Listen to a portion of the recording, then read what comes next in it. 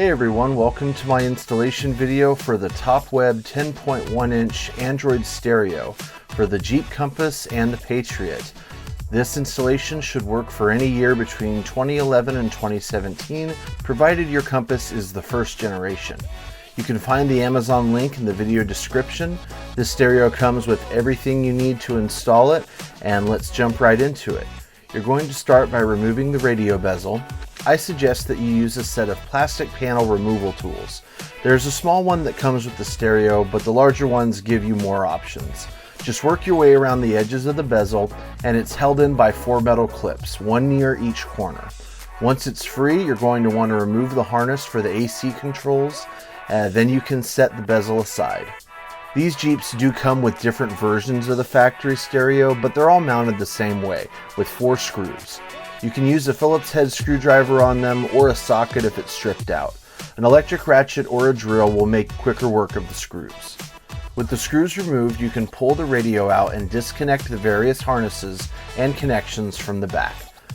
They're held in with tabs usually and will release when you press on the tabs. Depending on what stereo you have, there might be more or less connectors than what you see here in this video. Once the stereo is out, we can go back to the workbench. We're going to unbox the new radio and lay everything out. I recommend using a towel or a moving blanket so that you don't scratch anything up. Let's start by moving the AC control panels to the new bezel. It's held in there with 4 screws. Then we can move on to the vents, and each one is held in with 3 screws.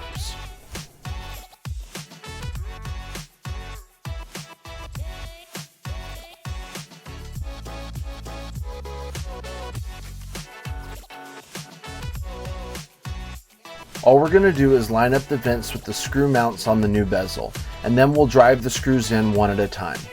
Be careful you don't over tighten them or go too fast, because you don't want to crack the mounting tabs or the screw holes. Once they're both secured, you can move on to the AC control panel and do the same thing. Once again, be careful not to over tighten them. Now just flip the bezel over and make sure the vents still function as normal. The next thing I like to do is move the clips over to the new bezel. These can be a little hard to get off because they're held in with these little spikes that actually gouge into the plastic. You have to bend the spikes outward a bit, and then they should come off a little easier. When you're putting the clips on, I recommend that you bend the spikes inwards first. This will help them to grip into the plastic tabs that hold onto the clips, and it should make it so the clips aren't staying in the holes when you pull the stereo out in the future. While I work on this, I'll mention that you can buy these metal clips on Amazon if you don't want to move them. I'll try to include a link in the description. You might have to then bend the entire clip outwards a smidge to get it to slide onto the plastic tab, but once it's on there, it should stay put. Okay, we are going to go through the connections on the back of the stereo. My advice is to connect everything that the stereo came with. You don't want to be in a situation later on where you need one of the features and you don't have something installed. All these connectors have a unique shape and size, so you can't mix them up. This is the main stereo harness, and it connects to the black port with the fuse next to it. You need to connect the CAN bus decoder box if it's not already connected. This is the RCA bundle, and it connects to the largest white port on the bottom right.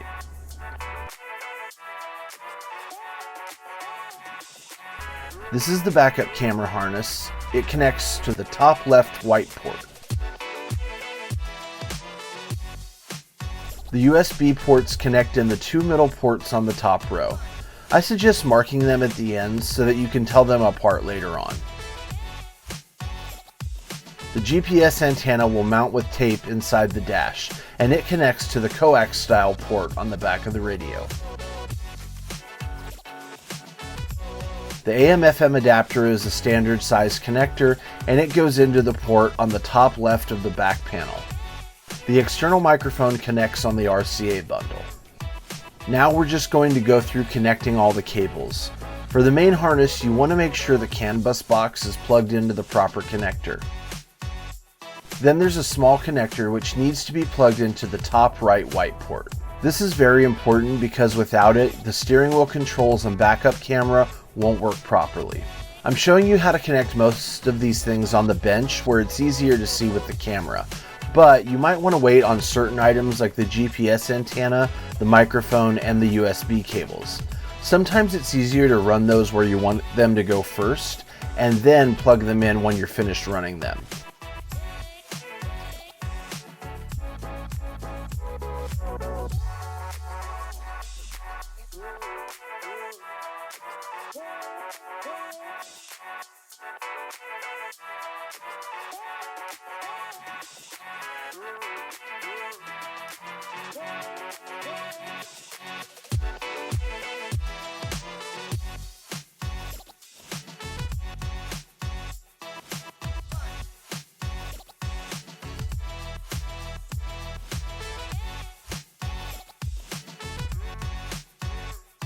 At this point in the video, you'll see the camera jump back and forth from the bench to the vehicle as I illustrate how we ran the various items. Here you can see us running the microphone. We chose to mount it near the instrument gauge cluster. It's pretty easy to find little holes and pathways to run it through. If you have trouble getting the clip to work for your location, consider using double-sided tape or Velcro to mount the capsule to the microphone. If you want to keep things neat and tidy, you can add a zip tie or some electrical tape to the excess wire to keep it bundled up. We chose to run the USB inputs to the glove box. I think it's easier running the plugs up through whatever hole you can find and then fishing them to the radio compartment with a metal hanger or thin piece of bendable metal. Another option is to run them down so they come out the sides of the center console towards the front. What I'm showing you now is how to prepare for installing the backup camera. The way that I do this install is I power the camera with the amp turn-on wire. You'll find it inside the RCA bundle, and it's colored blue. Strip the very end of this wire and add a crimp connector to the end of it. We'll connect this later on when we install the camera. You can now see me connecting the small red wire coming off the RCA extension for the camera. Don't worry if you're not this far along yet. I'll show it again later to refresh your memory during the camera install section of this video. Now we're mounting the GPS antenna. You can just peel the paper on the tape and find a flat surface inside the dash to stick it to.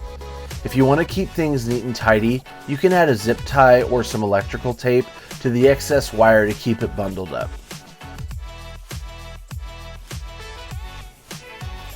And here you can see us connecting the USB ports that we ran earlier.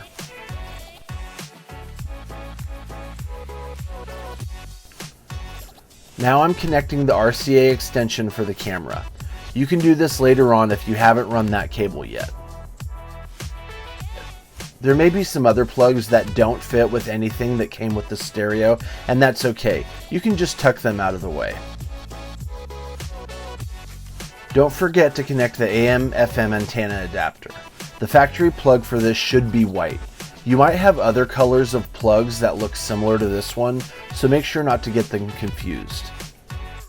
And last but not least, we want to connect the main harness for the stereo. There should only be one, and it should have many wires connected to it. You might see another harness of a similar shape with just 2 wires coming out of it, but this is only for the factory backup camera if you had one. If you did have a factory backup camera and you want to use it with this stereo, you're going to have to use a special adapter, and that's sold separately. Now you can do your best to push any straggling wires or cables out of the way. When everything is ready, you can mount the stereo bezel back into place with the 4 clips. Be sure there's no wires sticking out or covering the holes. The easiest way to get it to fit back into place properly is to start with the tabs on the top first, and then you can push the 4 clips on the front into place. You might need to flex the bezel a little bit to get it to fit properly. If you can't get it to fit, take a short break, relax, and try again. When the bezel is seated properly, there won't be any gaps between the dash and the bezel. Now you can test the stereo by turning on your key. Make sure you're getting power and open the AM/FM radio app to make sure all your speakers are working.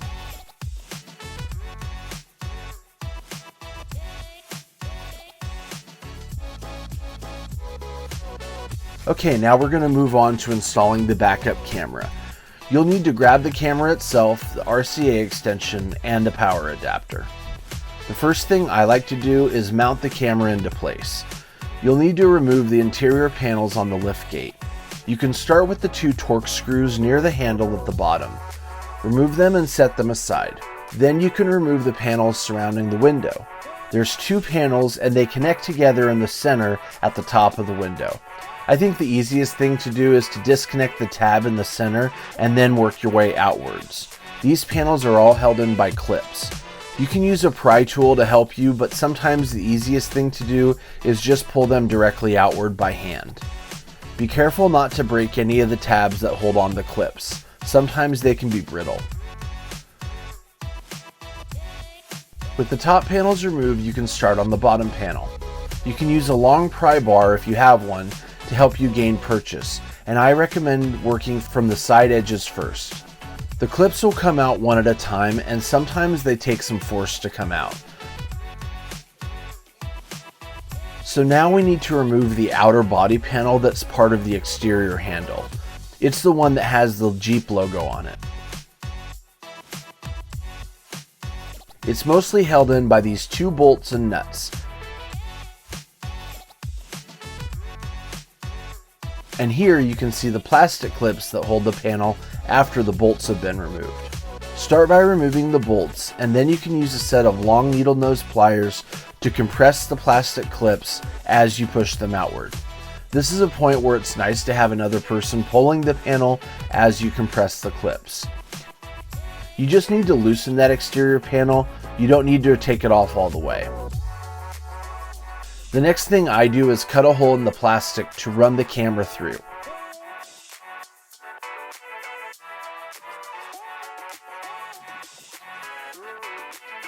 Now you need to cut a notch for the cable so that it doesn't get crimped when you reinstall the panel. I just use a set of diagonal cutters and I cut a small triangle or similar shape. You can use a file or sandpaper to help you smooth any jagged edges or make the notch a little bigger. Make sure you don't skip this step or your camera could stop working in the future. The panel tends to crimp down on the cable whenever it's reinstalled, and that's why the notch is very important. Depending on whether you have a Patriot or Compass, the hole and the notch might be on the other side of the liftgate. Now you can reattach the panel. You can put the nuts back on the bolts and make sure that the clips are engaged. You only need enough cable for the camera to reach the center of the top of the license plate, but make sure you have enough slack so that the cable isn't pulled tight. Okay, I'm going to pause the video here and recommend that you mount the camera with a license plate bracket like you see on the screen. It's the easiest way to mount the camera and it doesn't require drilling any holes. It will also help you center your camera perfectly so that your backup guidelines are accurate. Unfortunately, we didn't have the bracket yet when we filmed this video, so we just stuck the camera on with some double-sided tape. But I highly recommend using the bracket. It's cheap, and I've included a link in the video description. It's self-explanatory to install. It just mounts on the back side of your license plate using the same screws. Make sure the camera is not turned upside down when you mount it. Now we're going to move on to running the extension cable.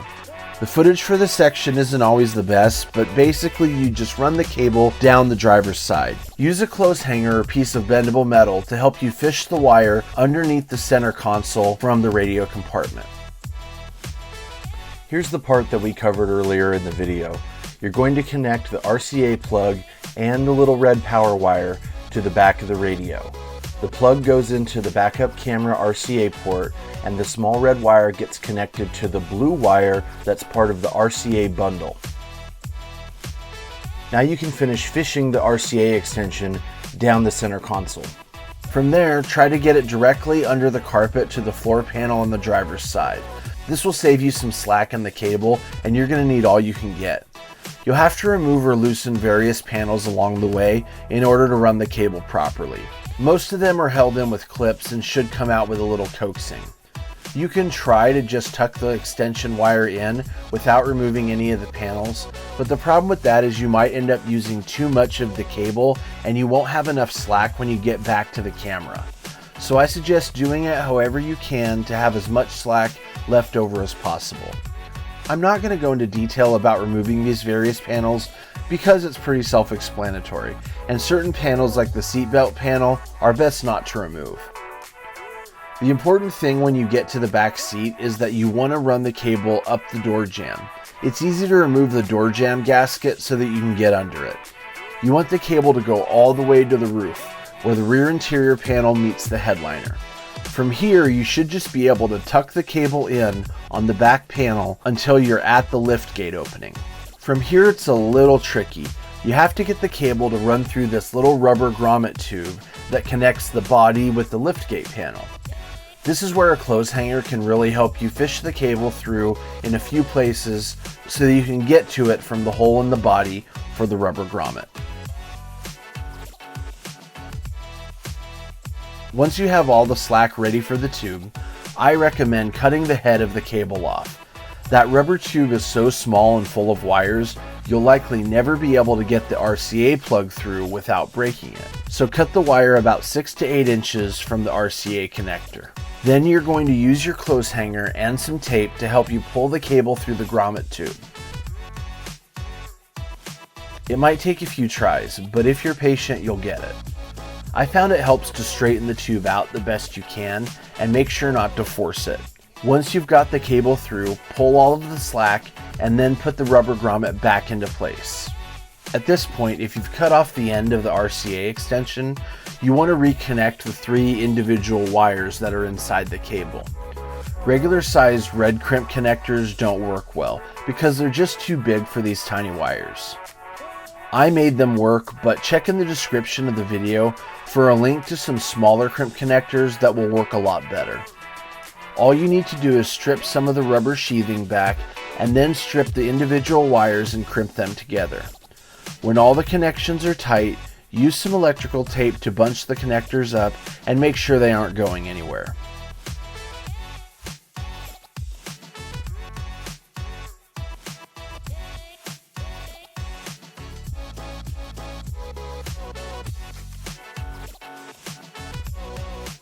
Now you need to connect the power adapter. The red wire on the power adapter gets crimp connected to the red wire on the RCA extension, and the black wire needs to be grounded to a piece of metal. We just grounded it to one of the existing screws on the metal plate that covers the handle release mechanism. We used a ring terminal on the end of the black wire and then put the screw through that. With everything ran and connected, you can test the backup camera by turning the car on and putting the vehicle into reverse. Here's a quick note. You'll need to go to Settings, Device, Sound, and turn on the amp feature. This will send power from that blue wire that we connected earlier to your camera. If this setting isn't on, the camera won't power up. And now you can put all the interior pieces back together. I'll plan to do another video that goes through how to use the stereo's main features and how I set up the various settings on the menu. So keep an eye on my YouTube channel for that video, and when I post it, I'll be sure to put a link in the description for this video. Thanks for watching my install video. I hope it was helpful. I'm happy to answer any questions you may have, so post a comment if you need to.